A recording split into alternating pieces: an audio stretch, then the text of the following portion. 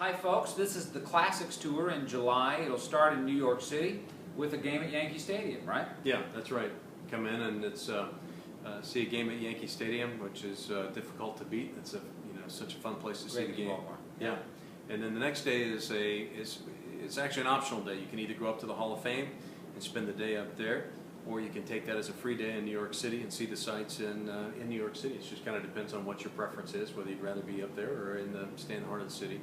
And then we finish up that trip in New York by going to the Mets game at Citi Field.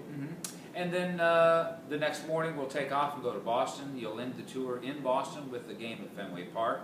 If you'd like to customize it even more, add a night in New York before the tour or add a night in Boston after the tour.